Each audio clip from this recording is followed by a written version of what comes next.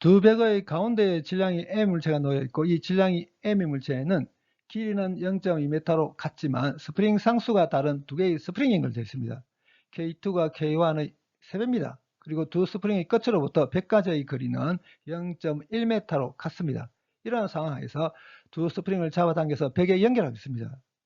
이렇게 해서 질량이 M의 물체가 병행 상태에 있게 된다면 두 스프링의 전체 길이 그리고 병행 상태에서 질량이 M의 물체를 오른쪽 방향으로 X만큼 살짝 옮겨서 놔버리게 되면 이 질량이 M의 물체는 단조화 운동을 하게 되거든요. 이런 단조화 운동에서 주기 구하기 해보도록 하겠습니다. 먼저 스프링을 잡아당겨서 벽에 연결하도록 하겠습니다. 두 스프링이 늘어난 길이는 똑같죠. 그렇지만 스프링 상수가 다릅니다.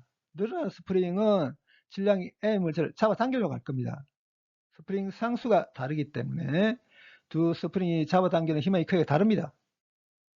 스프링 상수 K2가 K1의 3배입니다. 그렇기 때문에 오른쪽 스프링이 질량이 M의 물체를 잡아당기는 힘의 크기가 왼쪽 스프링이 질량이 M의 물체를 잡아당기는 힘의 크기 3배입니다. 그러면 어떤 일이 생기냐면 질량이 M의 물체는 오른쪽 방향으로 끌려갑니다. 끌려가면서 어떻게 될 때까지 끌려가냐면 두 스프링이 잡아당기는 힘의 크기가 같아질 때까지 끌려갑니다. 그래서 두 힘이 같아져서 병행 상태가 됐다고 하겠습니다.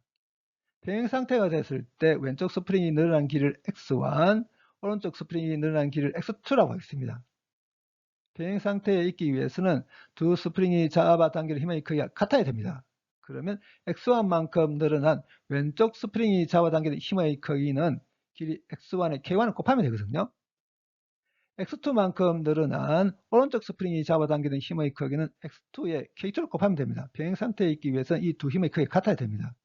여기서 x1분의 x2의 비를 구해보면 이 비는 k2분의 k1의 비와 같습니다. k2가 k1의 3배라고 했습니다. 그러면 x1분의 x2는 3분의 1 되겠죠. x2는 3분의 1 x1일 겁니다. 그리고 x1에 x2를 더한 건 0.2m가 돼야 됩니다.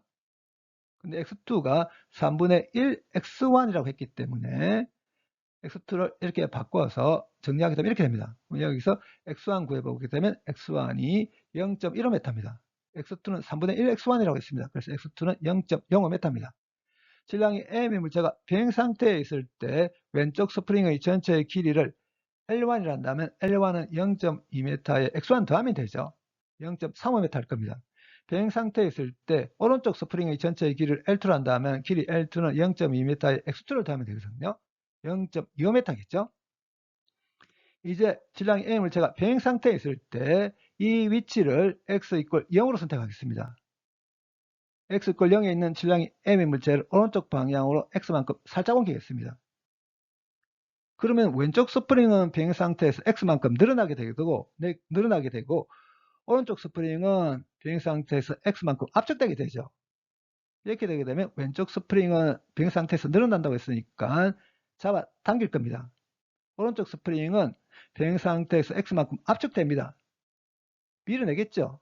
그래서 두 스프링에 의해서 질량이 M 물체에 작용하는 힘의 방향이 같습니다. 그러면 R자면 두 힘을 더하면 되죠. 비행 상태에서 x만큼 늘어난 왼쪽 스프링에 의해서 작용하는 힘의 크기는 x에 k1을 곱하면 되고 방향은 마이너스 x 방향입니다. 비행 상태에서 x만큼 압축된 오른쪽 스프링에 의해서 작용한 힘의 크기는 x에 k2를 곱하면 되고 방향은 마이너스 x 방향입니다. x를 묶고 되면 이렇게 되죠. R자입니다. R자면 가속도의 질량 곱하는 것과 같아야 되거든요. 그럼 가속도를 구하기 위해서 양변을 질량 m으로 나눠버리면 이렇게 됩니다.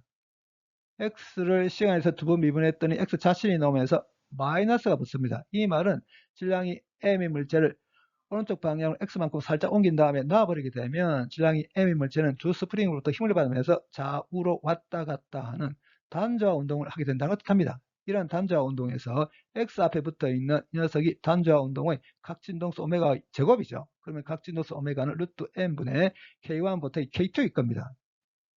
그러면 주기는 오메가분의 2파이죠. 그래서 주기가 이렇게 됩니다. 문제에 주어져 있는 값들 다 대외해서 문제의 상황에서 두 스프링으로부터 힘을 받으면서 단조화 운동을 하는 질량의 M 물체의 주기를 구해보면 대략 0.7초 정도 됩니다.